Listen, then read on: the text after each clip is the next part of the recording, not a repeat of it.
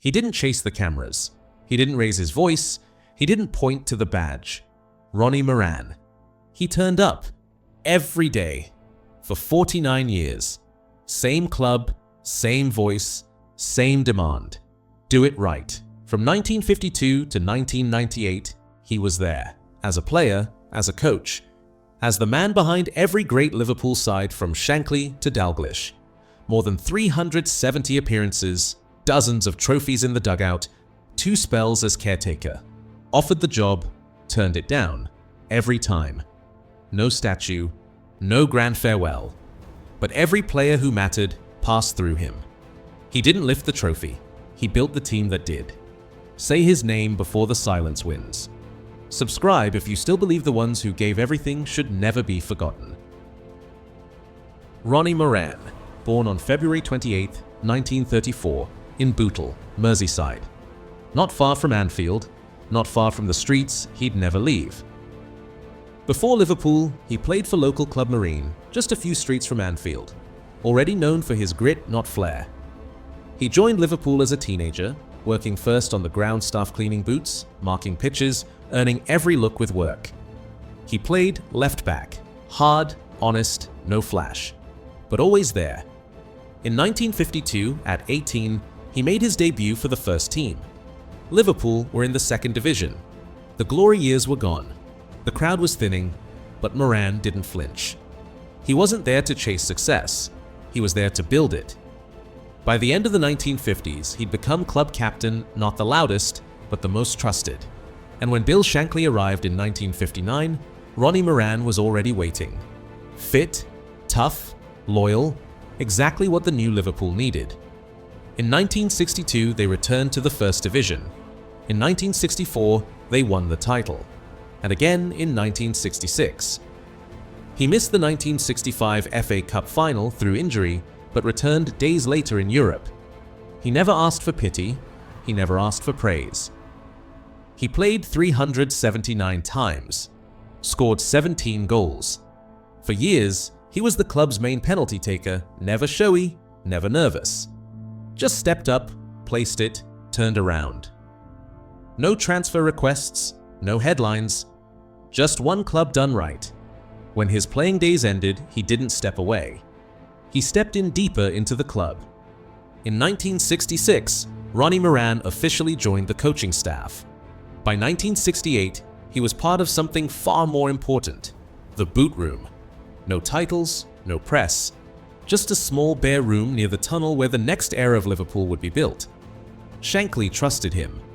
Paisley leaned on him. Fagan stood beside him. Moran didn't talk tactics for the cameras.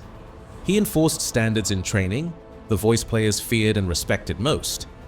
He became the reserve team coach in 1971, and by 1973 he'd guided them to the Central League title. No shouting, no celebrations, just, well done. Do it again. He wasn't just a coach, he was the filter, the line between potential and playing time. If you couldn't get past Ronnie Moran, you didn't play for Liverpool. Every day, rain, wind, snow, he showed up. Same voice, same shorts, same message, do it right, or don't do it at all. Through the 1970s and 1980s, Liverpool became a dynasty. League after league. Europe conquered, legends made. Behind all of it, Ronnie Moran. He worked under Bob Paisley, Joe Fagan, and later Kenny Dalglish. 3 different men. One common voice behind the scenes. He wasn't in the photos. He didn't lift the cups. But every player who walked into that dressing room knew the same thing. Ronnie was watching. From Souness to Hansen, from Rush to Barnes, they all heard the same standard, delivered the same way. No excuses, no shortcuts, no favorites. He wore the same training kit in winter, summer, rain, or frost. Never once acted bigger than the work. Players feared letting him down more than any manager. Because Ronnie didn't pretend. He told you the truth, and it stuck. He wasn't the boss, but in the boot room, his word mattered just as much, maybe more. He never asked for credit. But Liverpool kept winning, and Ronnie kept showing up. In 1991, Kenny Dalglish resigned. Liverpool was shocked. The dressing room stunned.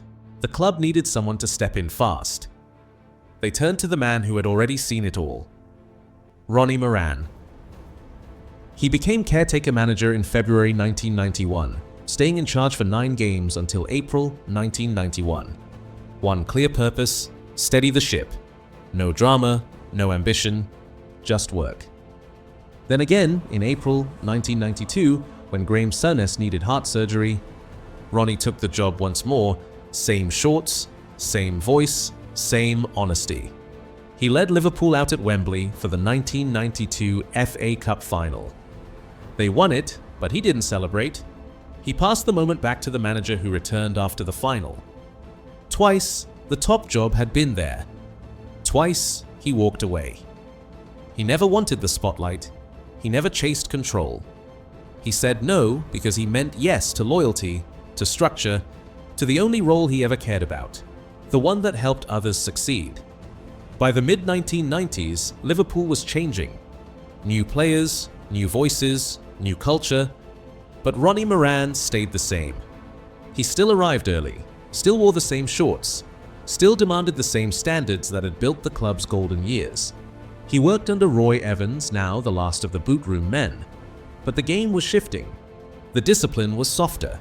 The rituals fading, the silence breaking. Ronnie didn't complain, he didn't resist, he just kept showing up until his work no longer fit the modern rhythm. In 1998, after 49 years of service, he quietly retired. No grand send-off, no farewell speech at Anfield. He walked away the same way he'd arrived, calm, loyal, unnoticed by cameras, but remembered by everyone who'd ever needed him. After nearly 5 decades, Ronnie Moran stepped out of football. Not into media, not into memoirs, just into quiet. He stayed in Merseyside, stayed close to the club, but never sought a platform. Never asked for recognition. In the 2010s, his health began to decline. He was diagnosed with vascular dementia, a slow, quiet fade for a man who had spent his life seeing everything with clarity. The disease took its toll. By 2016, he had entered full-time care. His body was weakening, his memory dimming. But the stories remained passed down in dressing rooms, in interviews, in quiet nods from men who had once feared disappointing him. On March 22, 2017, Ronnie Moran passed away. He was 83. Liverpool lowered the flags. Dalglish called him irreplaceable. Carragher thanked him for changing his career. Klopp, who never met him, called him the perfect example of what the club should always stand for.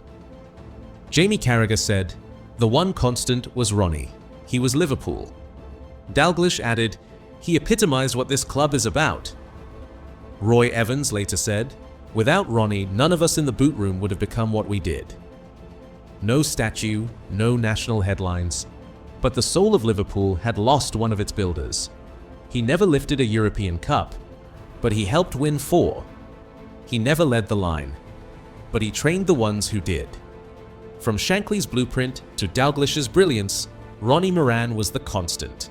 13 league titles, 4 European Cups, 2 UEFA Cups, 5 FA Cups, 5 League Cups. Not as a star, but as the man who made sure standards never slipped. He didn't need the glory. He enforced the culture. He protected the dressing room. He passed on what he'd learned to every name that walked through it. Ask Souness, ask Hansen, ask Carragher, ask Dalglish.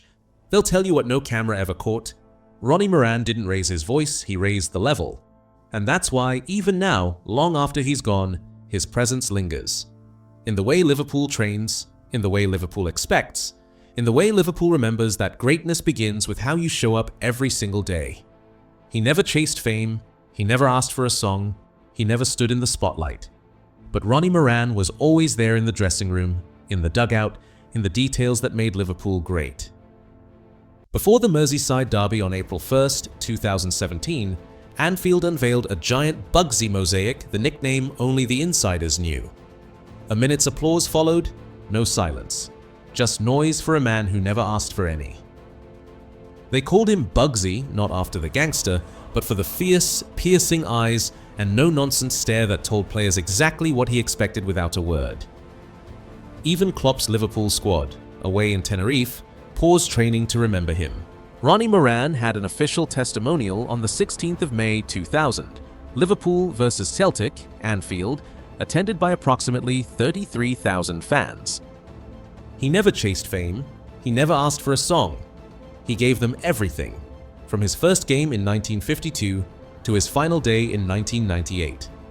Through decades of triumph, he was never the face but always the foundation, no statue. But ask anyone who wore the shirt right, and they'll tell you he never left. Because legacy isn't built on applause, it's built on standards, and Ronnie Moran was the standard. Subscribe if you still believe football's strongest names are sometimes the quietest ones.